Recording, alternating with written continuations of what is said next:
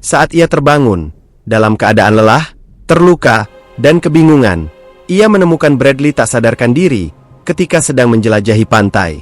Berkat pengetahuan bertahan hidup yang dikumpulkan Linda selama bertahun-tahun dari menonton acara survival, yang dulunya tampak seperti hobi aneh, akhirnya terbayar lunas. Dengan keterampilan yang tak terbayangkan oleh siapapun, Linda membangun tempat berlindung darurat dari ranting dan dedaunan, serta menyiapkan sistem sederhana namun efektif untuk menampung air hujan, mengantisipasi kelangkaan air bersih di pulau itu. Malamnya, di bawah guyuran badai dan hembusan angin kencang, Linda berjuang tanpa kenal lelah melawan elemen alam demi menjaga Bradley tetap hidup. Menjelang fajar, ketika badai akhirnya reda dan hutan sunyi senyap dalam kelembapan yang menyeramkan, Bradley sadar kembali. Linglung dan lemah, Bradley meminum air dari wadah penampungan yang dipasang Linda. Sambil memandang sekeliling, ia menyadari bahwa mereka adalah satu-satunya yang selamat. Untuk pertama kalinya, ia mengesampingkan kesombongannya dan dengan canggung berterima kasih kepada Linda karena telah menyelamatkan nyawanya. Sementara itu, Linda berhasil menyalakan api setelah beberapa kali percobaan. Jauh dari rasa takut, ia merasakan sensasi tak terduga ketika api akhirnya menyala. Rasanya seperti menjalani acara survival favoritnya di kehidupan nyata. Ia mengurus setiap detail kelangsungan hidup, api, air, tempat berlindung, sementara bosnya mengamati, benar-benar tak berdaya melawan alam, dan menjadi penonton yang baik. Linda mencoba memberinya makan ikan hasil tangkapannya itu. Bradley, malah, bertingkah seperti anak manja, menolak memakannya dan mengeluh tentang bau serta rasanya.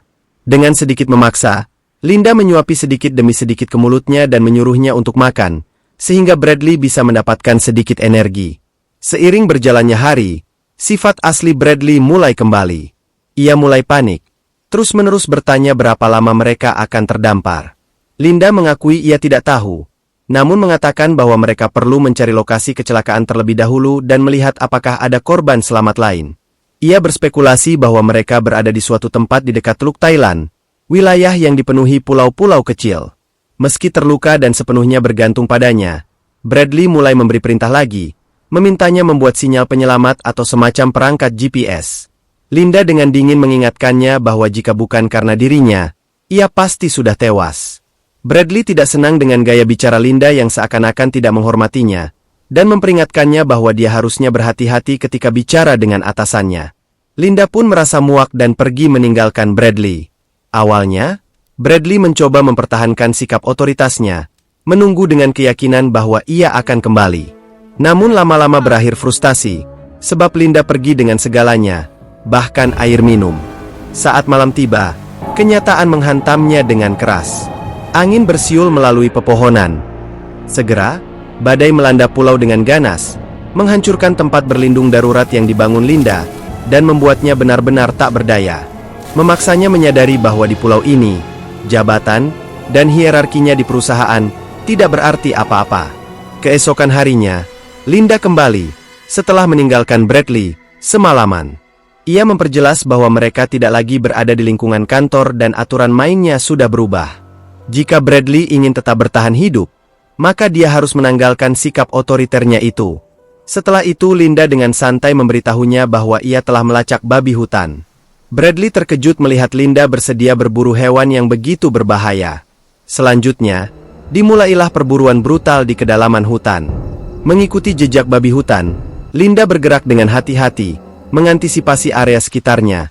Tepat saat ia menyadari ada sesuatu di balik semak belukar, hewan itu mendadak menyerang dengan ganas. Ia terhuyung, otot-ototnya menegang, jantungnya berdebar kencang, namun berhasil bereaksi tepat waktu dan memanjat pohon terdekat.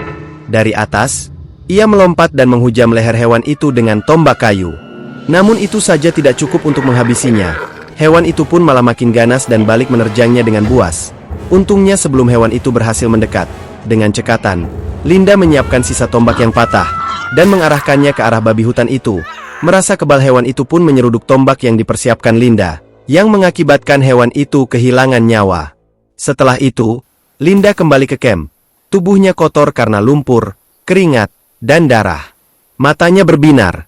Tidak lupa, Linda menyombongkan ketangguhannya pada bosannya Bradley, yang hanya bisa rebahan tidak berdaya. Malam itu,